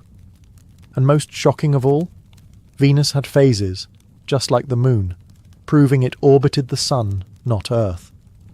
With each observation, Galileo drove a dagger into the heart of the old geocentric model. The Earth, it seemed, was not the centre of everything. The universe was bigger, stranger, and more dynamic than anyone had imagined. Galileo published his findings in Sidereus Nuncius, the Starry Messenger, in 1610. It was a sensation, a celestial tell-all. Crowds gathered to see his telescope. Scholars praised him. The Church grew uneasy. Because this wasn't just a scientific tool anymore. The telescope had become dangerous. It offered evidence that contradicted centuries of theological doctrine. The heavens, once thought immutable and divine, now looked messy, changing, and full of motion. Galileo hadn't just invented astronomy, he had weaponized vision, and with a few polished lenses, he had started a war between observation and belief. The stars would never be safe or silent again. Galileo had proven what 2 lenses in a tube could do, but his Galilean design, one convex lens at the front, one concave at the eyepiece, had limits. A narrow field of view, blurry edges, and paltry magnification once you pushed beyond 30x. Enter Johannes Kepler, the German mathematician already famous for his laws of planetary motion. Reading The Starry Messenger in 1610, Kepler asked a simple question. Could the optics be better? Within a year, he produced Dioptris, a treatise that rewrote the rulebook of lenses. Kepler proposed swapping Galileo's concave eyepiece for a second convex lens. The image would flip upside down, but the payoff was huge. A wider field, sharper focus, and theoretically unlimited magnification. Kepler himself never built the device. He spent his life juggling patronage, plague, and family tragedy. But his blueprint spread across Europe like contraband. Tinkerers seized on the idea. In Italy, Francesco Fontana crafted long, unwieldy instruments, some stretching 6 meters, claiming 160x power. In the Netherlands, Christian Huygens and his brother would later push the length past 30 meters to hunt for Saturn's rings. But the first verified Keplerian telescopes appeared in the 1630s, likely built by the Jesuit astronomer Christoph Scheiner. He demonstrated one to the emperor in Vienna, dazzling courtiers with right-angled spies on distant church spires, albeit all upside down.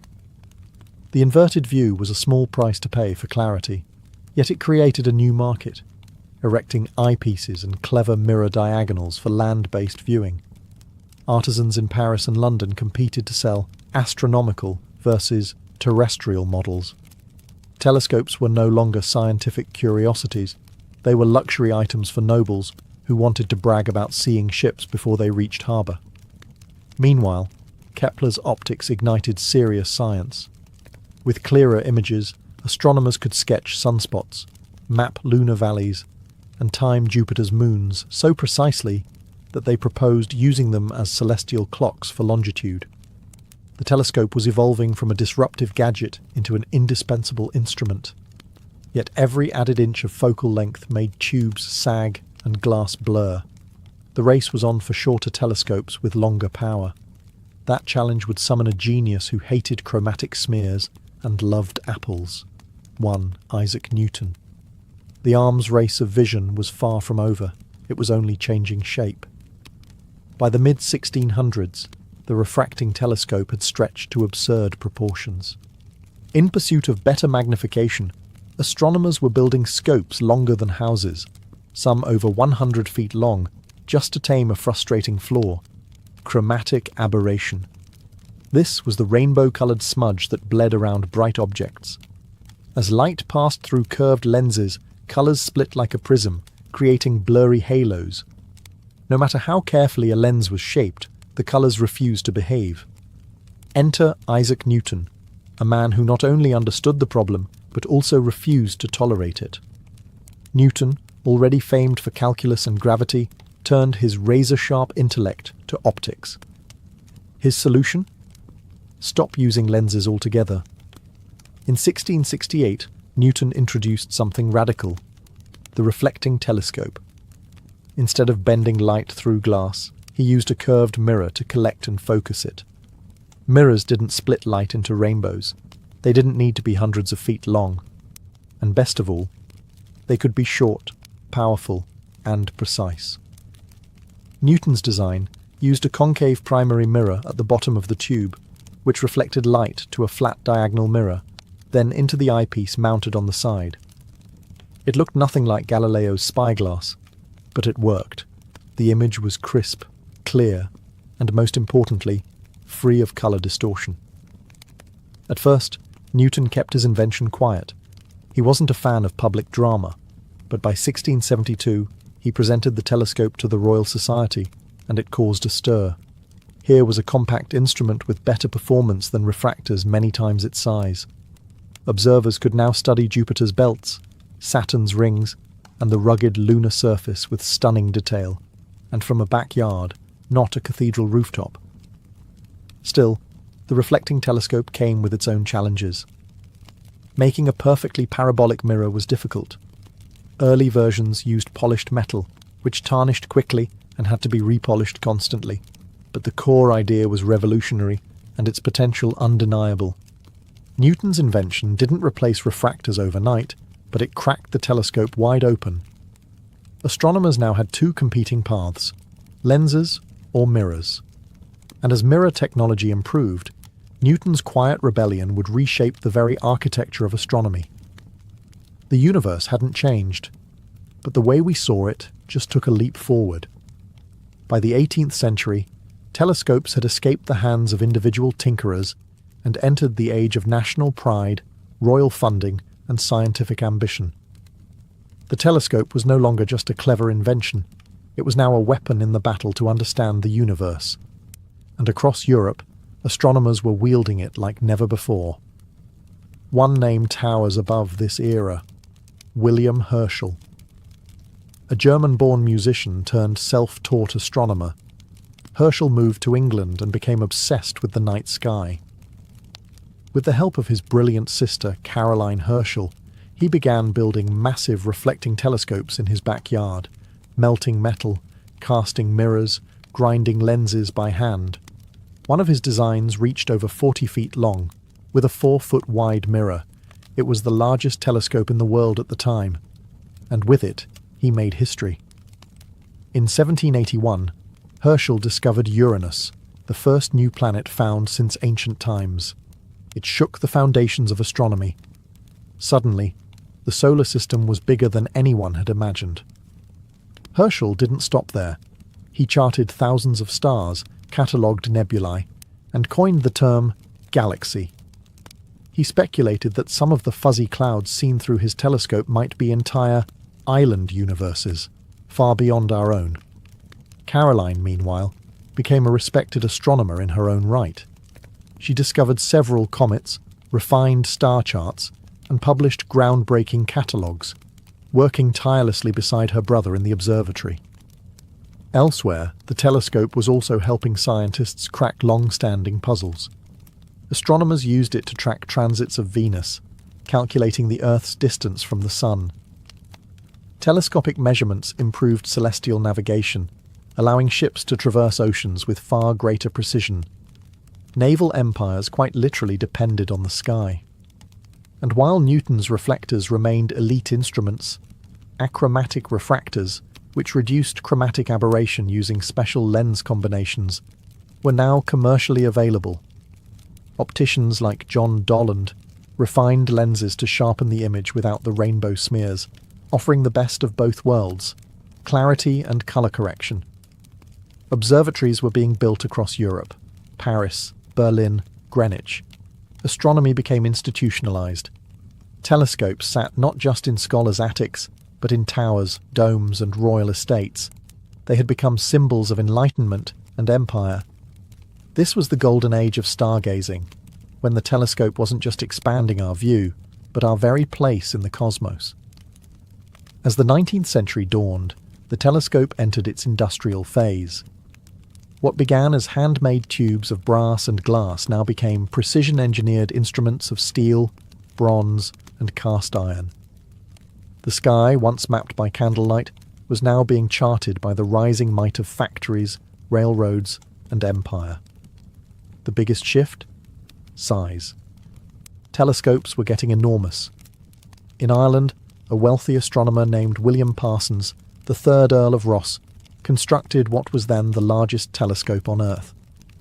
Completed in 1845, the Leviathan of Parsonstown boasted a mirror 6 feet in diameter and a tube 50 feet long. Suspended between two massive masonry walls, it looked more like a siege weapon than a scientific instrument. But it worked. With it, Parsons observed the swirling structure of what was then called the Whirlpool Nebula, now known as M51, and made one of the first sketches resembling a spiral galaxy. He had no way of knowing how far away it truly was, but the drawing alone hinted that the universe might be full of systems like our own, far beyond the Milky Way. Meanwhile, other observatories sprang up in France, Russia, and America. Astronomers were no longer lone geniuses in cloaks, but salaried researchers with assistants, budgets, and government grants. Telescopes began moving westward, toward drier air, clearer skies, and higher altitudes. One of the most famous was the Lick Observatory in California, built atop Mount Hamilton in 1888. It housed the largest refracting telescope ever constructed, with a 36-inch objective lens. Not to be outdone, the Yerkes Observatory in Wisconsin followed in 1897 with an even longer refractor, still the biggest of its kind to this day. But refractors were nearing their limit. Lenses sagged under their own weight. Glass this big couldn't be perfectly cast or supported. The future, once again, pointed to mirrors. Engineers began experimenting with silver-coated glass, lighter and easier to maintain than Newton's old metal mirrors. Reflectors, once overshadowed by their lens-based cousins, were making a comeback. At the same time, photography entered the equation. For the first time, telescopes weren't just for viewing the heavens, they could record them. Astronomers began capturing long-exposure images of stars, nebulae, and planets, seeing deeper than ever before. The age of observation was ending. The age of data had begun. As the 20th century unfolded, the telescope transformed from a tool of vision into a machine of revelation. No longer limited to what the eye could see, telescopes began collecting data across the entire electromagnetic spectrum, unlocking secrets the visible light had always hidden from us. The revolution began atop Mount Wilson in California, where George Ellery Hale spearheaded the creation of the Hooker telescope, completed in 1917. With a 100-inch mirror, it was the most powerful telescope of its time. And into that mirror stared a young astronomer named Edwin Hubble. In the 1920s, Hubble used the hooker to peer into the Andromeda Nebula. What he discovered changed everything. Andromeda wasn't a cloud within our galaxy. It was a galaxy itself. One of millions. Hubble's work demolished the idea of a small, static universe. The cosmos, it turned out, was vast, expanding, and ancient beyond measure. Soon, even the atmosphere became a limitation. Earth's air blurred starlight and blocked much of the electromagnetic spectrum. So, in the latter half of the century, telescopes began climbing higher, into balloons, planes, and eventually orbit. In 1990, NASA launched the Hubble Space Telescope, a namesake tribute orbiting above Earth's distortive atmosphere. After an initial hiccup with its mirror, Hubble went on to deliver the most detailed images of the universe ever captured. Pillars of gas, dying stars, infant galaxies. It stared deeper into time than any human eye ever had, and Hubble was just the beginning. Radio telescopes like those at Arecibo and the Very Large Array in New Mexico allowed scientists to listen to space. Infrared telescopes revealed cool, hidden objects cloaked in cosmic dust. X-ray telescopes detected black holes devouring matter. Each new type of telescope revealed a new layer of the cosmos. Then came the James Webb Space Telescope, launched in 2021, far more sensitive than Hubble, designed to look back over 13 billion years to the dawn of galaxy formation. Not just an eye in the sky, but a time machine built of gold mirrors and deep mathematics. From Galileo's shaky wooden tube to spacefaring observatories cooled by liquid helium, the telescope has evolved into an instrument of pure awe. We no longer just see the universe, we decode it. And with each new lens, mirror, or frequency unlocked, we inch closer to answering the question that started it all. What else is out there?